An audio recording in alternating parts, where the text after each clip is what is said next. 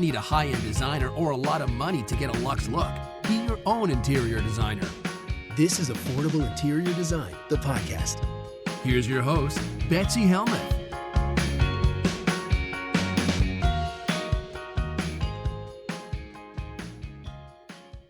Hi, everybody. I hope you're having a better week than I am. If you are watching this on our new YouTube channel, you will see that behind me, it does not look as cute as it should. It does not look as cute as it used to. Well, let me tell you a little story just to kick things off because I'm blue. I'm having a tough week. So, you guys remember last week, the guy above me was moving out. And when he was moving out, he was like throwing things out the window and it was crashing. And I was like, whatever. Think, gosh, he's leaving because he had 2 pit bulls. He never put on a leash. They'd roam the backyard, which is actually our parking lot, and they'd poop everywhere. He'd lived there for 3 years. I don't know if he ever paid rent. I'm not the landlord, not my problem. But every day it was my problem, especially when I try and podcast record. His dogs would be barking. He'd be up there yelling. So he moved out and I was grateful, even though I was recording that day. And like I said, bottles, cans, everything was getting tossed out the window above me. He's in the apartment above my storefront. All right. So I'm here on Main Street. It's been a week of quiet and calm. And normally I'm here every day, Monday through Friday, 9 to 5, grinding away. Well, it was my daughter's last week of school and she had a big school party. So my whole family went to this school party outside on Wednesday afternoon. We were really excited to support her and she was super excited for this party. I decided to leave my computer and all my work stuff at the storefront because I didn't want it to bake in my car. So mid-afternoon, I'm in New Jersey at my daughter's school, celebrating, having so much fun, really just goofing around, watching her in the bouncy castle, watching her overindulge with ice cream. And then I come back to the storefront just to pick up my computer and head home to start dinner. Well, I open my storefront door and it is raining in my storefront, like brown poop water rain all over. And there's puddles of poop water rain all over the floor. And I felt like I was in some twisted Broadway show, where they make it rain on stage. And instead, the stage was my life and my office and all my stuff. Well, I call the landlord and he's like, yeah, I already know. I mean, why you wouldn't call me, I'm not sure because all my stuff is getting destroyed. But then he tells me that the delightful gentleman upstairs plugged all the drains and left the water on, I guess out of revenge because maybe he wasn't getting his deposit back or something like that. So he intentionally flooded his space and by default flooded my entire space. There's an apartment in the back with a single mom and a 3-year-old, and that poor woman lost all of her stuff as well. So I'm recording here, even though it smells like poop, because I don't have any other place to work. Like my daughter's out of school, my son's remote learning. Our house is always abuzz with activity. I've got industrial fans, dehumidifiers. I'll be throwing out all my stuff as soon as the insurance can catalog it. And it's just been a little bit depressing. People have hired us for years after traumatic events like this. A fire ruined all their stuff. Water damage in the basement has destroyed what they had and they have to rebuild. So I'm feeling really sympathetic and empathetic with clients who are calling me with this problem because now I have to rebuild. And hopefully insurance will pay for everything that was damaged. And as you guys may or may not know, have I shared this with you? We're totally rebranding. We're getting sort of a new name, new colors, new logo, and I'll be sharing all that with you very soon. But is it an opportunity to rebrand the storefront? My storefront was my little special place. For 6 years, I've been so happy here. And now I'm worried about mold and the smell of poop and all my stuff as I'm hauling it out to the curb. So I'm a little heartsick this week, guys. But there is a silver lining. And the silver lining, is that we have hired an amazing new company to help us with the podcast. So, of course, I'm keeping my superstar producer, Catherine Heller. She's an amazing editor if any of you guys need a podcast producer. But I'm hiring somebody to help take these podcasts and turn them into videos on YouTube. Because for years, you guys have been asking me, Betsy, we want to see these photos. Sure, it's nice for you to describe what's going on in the pictures, but I want to see what's going on in the pictures. Interior design is a visual medium after all. So now I'll be able to share these pictures with you in video clips on YouTube. We will be having a Facebook account, whoa, as well as an Instagram account just for the podcast. I'm really excited to get all of that ramped up, and I'm really excited to have you guys join us there.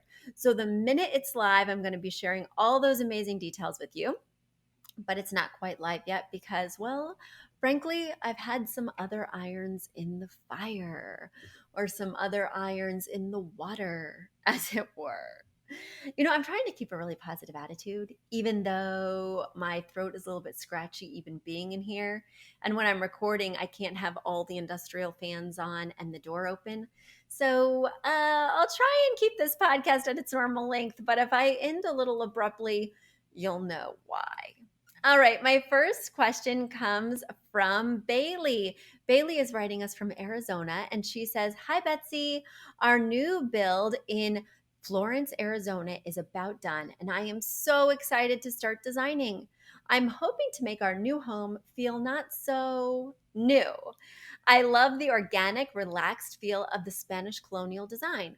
Our home is an HOA, so I don't have much say as how to personalize it with arches and such, but we do have white stucco on the exterior. I'm wondering if you have any tips or tricks to achieve the relaxed, organic Spanish colonial vibe. I've attached a picture of the floor plan. I plan on starting with the study and the powder bath, where the walk in pantry is in the picture. The study will be more used as a family room and reading nook for now. We appreciate you, Betsy. All right, Bailey, I am happy to answer your question, and this new home's floor plan looks pretty awesome. Well, one thing that I might mention is, Spanish colonial is definitely epitomized by stucco, by, a terracotta style roof. Also, it has a lot of wrought iron, but there are many, many ways to contemporize it and make it feel more fresh.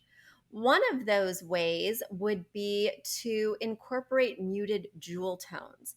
It can be really nice to add a pop of color, but I think doing anything too primary and strong, like cherry red or royal blue, might be a little in your face and might feel like a different type of vibe.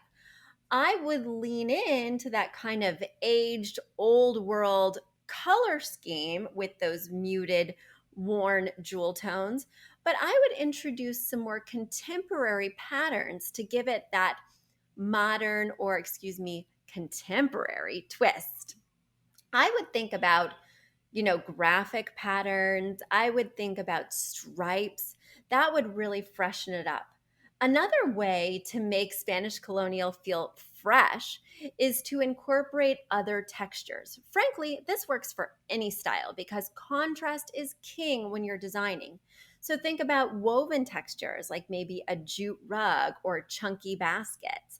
Think about macrame in terms of bringing in a different type of fiber and maybe using it as a wall hanging rather than something really austere like a framed canvas. So I like the idea of maybe incorporating some hand hewn items that feel old world but are something that we could use in a contemporary setting. I also love black and white.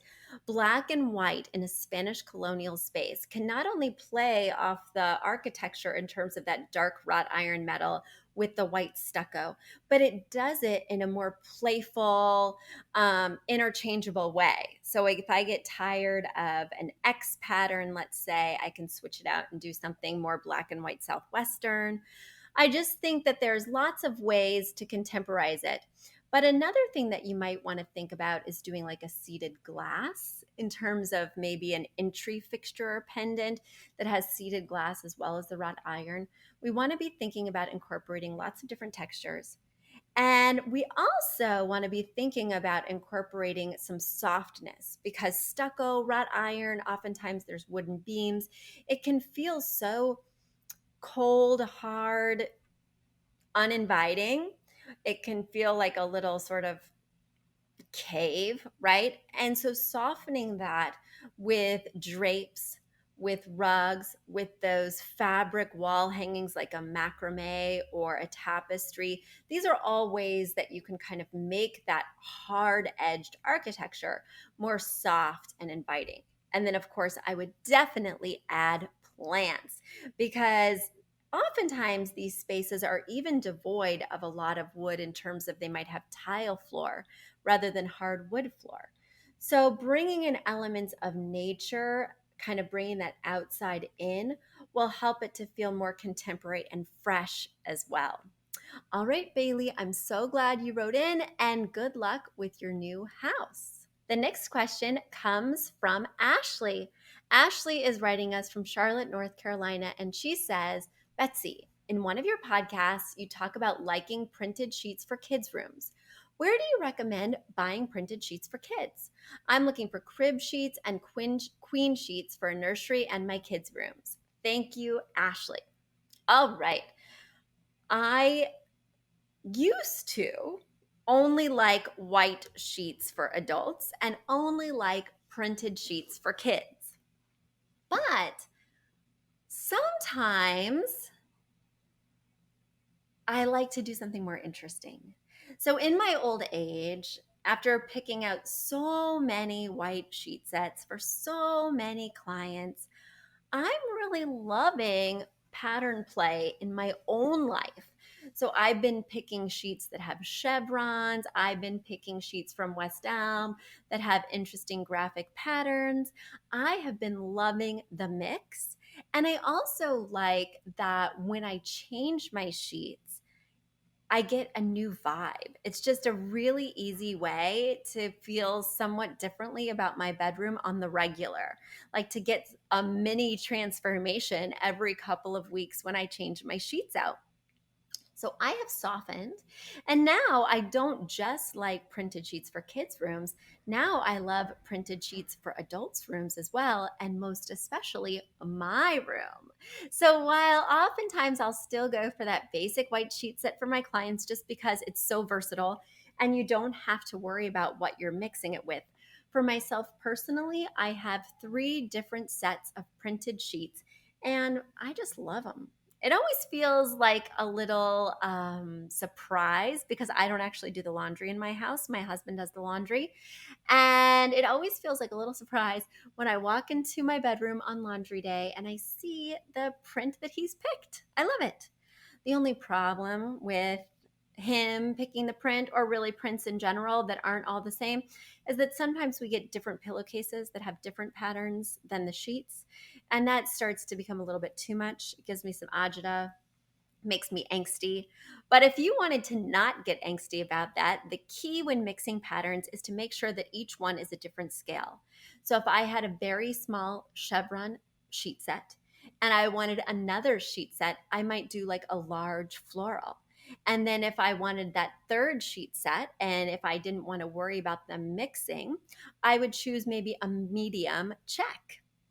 That way, I have all different scales of patterns on my different sheet sets.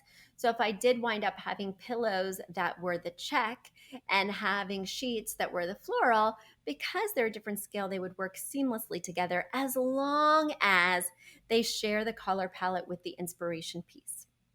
So as long as they all refer back to that inspiration piece, whatever it is, be it the artwork, the rug, or the drapes, then everything is going to have a wonderful vibe. I made the mistake of buying 3 sheet sets that all had a small print. So that's why it gets a little dizzying when it's not homogeneous. In terms of your question, Ashley, I love Pottery Barn Kids and Pottery Barn Teen. I use them all the time for my own kids.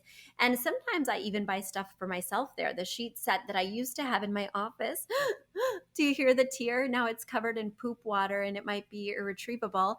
Was from Pottery Barn Teen, and it looks so sophisticated and yet so fun and vibrant. I also love Crate Kids. So Crate and Barrel got rid of their Land of Nod division and instead relabeled it as Crate Kids. And I love their sheet sets and I use them all the time. I also like the company store for bedding. They do impeccable bedding. I also really love their lamps, but that's a tangent. And Target has great kid sheet sets if you're not wanting to break the bank but want to play with a variety of patterns. All of those places are my favorite places for kids' sheet sets. All right, let's get to my last question for today. My last question for today comes from Brandi. Brandi is writing from Colorado Springs, Colorado, and she writes, "Hi, Betsy. I absolutely love this podcast. I heard that you needed more questions for your mailbag, so here's my question. I know you aren't crazy about layout questions on the podcast, so I'm not looking for a specific direction. I just want some general ideas. My husband and I are building our first house, and attached you'll see the living room. We weren't given a choice to center the fireplace, so the fireplace is in the corner of the room. How would you lay out the furniture in a living room with the fireplace in the corner? Again, these are just general ideas. I'm fine without specifics. The whole house is 1,633 square feet. The living room is not that big. So while there is space above the fireplace for a TV, it won't be far enough away to not crane your neck when watching. To the right of the fireplace, we could place an entertainment unit, but it could make the focal point of that room, the fireplace and the TV, seem a little cluttered. Which is the lesser of the two evils for you? I'm interested to hear your thoughts, and thanks again for your wonderful podcast, Brandi." Well, Brandi, thanks for all the compliments. And yes, I don't typically weigh in on a floor plan on the podcast only because I like to do my due diligence. I like to try every possible option. That being said, I do have general thoughts on what is the best idea when laying out a space because I work with living rooms all the time. Certainly in Manhattan, when I'm working, the living rooms are not very big, but also when we work in the suburbs. You know, those land plots are so small because the land is so coveted if it's close to the city. So we have small homes on those plots for the most part. Many of the homes in the area where I live are historic, so the rooms were tiny to begin with, and they can be quite hard to open up. I have a living room that is a generous size, but it's not deep. It's just long and narrow. So I feel your pain when it comes to having it be awkward to have the TV above the fireplace. In my case, there wasn't much of an option in terms of where to put the TV. So I did mount it above the fireplace, but I angled it down. So if you think of like a sports bar or you think of a hospital room where they do have those TVs that are higher than they should be, but they've put it on an angle. So even though you are still somewhat craning your neck, it doesn't feel like the front row of a movie theater. It's slightly more manageable. That being said, if you really don't have good depth, if it is going to feel uncomfortable to watch TV, even if you angle the TV down, um, I would not put it above there. Now, I don't want that wall in the living room that has the fireplace on it to start feeling too heavy or bulky. I have the same concerns that you do. So, what I might think about instead is I would think about not doing an entertainment unit. You mentioned a unit, which typically means like a stand flanked by either two bookcases or two storage columns, which can feel quite oppressive. I would think about just maybe a stand, right? Something very simple, something very minimal. Or these days, more and more of my clients are using a smart TV, which means that if they don't need cable access, they could potentially just mount the TV, sink the wires in the wall, and have it be a really seamless experience with no TV stand involved. Underneath, you could put ottomans that you could move over to use as footstools or even additional seating in a pickle. So these are other ideas of ways to make that TV wall that also shares the same wall with the fireplace less cluttered and less visually heavy. I'm just looking here at the layout and just sort of taking it all in. Because typically, when you're seated on the main piece of furniture, just a few rules of thumb to keep in mind are that you want to have good feng shui. So, from that main piece of furniture, in this case, it would be the sofa or a sectional, you would want to be able to see the main walkway, the main point of access where people are most likely coming and going. So, you're not feeling vulnerable. You're not feeling like somebody could sneak up behind you and, make you feel vulnerable to attack, right? Now, if you're feeling like the TV and the fireplace just aren't going to work on the same wall, sometimes what I will do is I will put the two focal points, the fireplace on one wall and the TV on another wall. Ideally, those walls would be perpendicular to each other. So that way, I would use a sectional on the other side. So if this is the fireplace wall on one side and on the other side we have the TV wall, if I use a sectional, then I have two arms of the sofa, and each arm is looking at one of the focal points. And that can be a really nice way to distribute focal points without having to turn your neck to see one or the other. So, in a situation like this, I would definitely ask myself if a sectional could work. That way, that wall would feel less encumbered by focal points that are large, right? Think about that as you're laying out this room. But keep in mind, of course, that sectionals are large, bulky items. The other day, I was designing for a place in Westchester, one of those historic homes, 1930s, a very tight living room that had very few walls. They had opened one wall completely to a dining space. They'd opened one wall halfway to an entryway. The other wall had the fireplace and two windows. And then the wall behind that was all French doors, two sets of French doors leading to a sunroom. What are we going to do? The TV cannot live on the same wall as the fireplace because the fireplace mantle was very high. The room was very shallow. The fireplace was flanked by windows. So we had to put the TV on the perpendicular wall, but we did not have a lot of space for a large sectional. So we had to be really mindful of the size of the sectional, and there's very little room for error. So, in a space like this, that's not only tight, but may have two separate focal points on two separate walls, measuring and being really strategic with that floor plan is more important than ever. It will be very easy to create a real traffic jam in this room. And I am concerned about that looking at your floor plan. But I know you're going to work it all out. I'm sure it will be just fine. And you will write us back, Brandi, and let us know how the space is looking there in Colorado. Sounds good? And guys, speaking of writing us, please, please, please, the mailbag is looking pretty anemic right now. So we sure could use your letters, and I would love to answer them. I mean, what else have I got going on? Just a flood, running a business, taking design clients, in my free time when I'm not at the baseball playoffs as I was today, not at family fun day as I was on Wednesday. In my free time, I like to read your letters. So please send them. You can go to affordableinteriordesign/podcast. That's affordableinteriordesign.com/podcast to send in your letter. And hopefully I'll be reading it on the air very soon in a mold remediated office that's newly decorated in our new colors. So if we had to have like a 60-30-10 in terms of branding, I'm going to give you a sneak peek.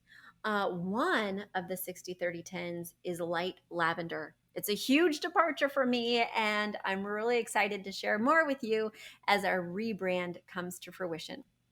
Guys, thanks for all your support. If you've experienced something like a flood, a fire, some kind of environmental upheaval, please share your story with me. Send it to affordableinteriordesign.com/podcast. It will make me feel better about my own situation, I'm sure. All right, guys, I'm going to go turn on these industrial fans and get the heck out of Dodge. Talk to you later. Bye. big thank you to our amazing producer, Catherine Heller, to Aton and the MCR House Band, and to Affordable Interior Design, the sponsor of this podcast and the premier place to get an amazing look on a budget. Check out affordableinteriordesign.com. If you guys love the show, the very best way to support us is by spreading the word. Tell your friends or write us an awesome review on iTunes. So until next week, guys, thanks so much for joining us, and I'll talk to you soon. Bye.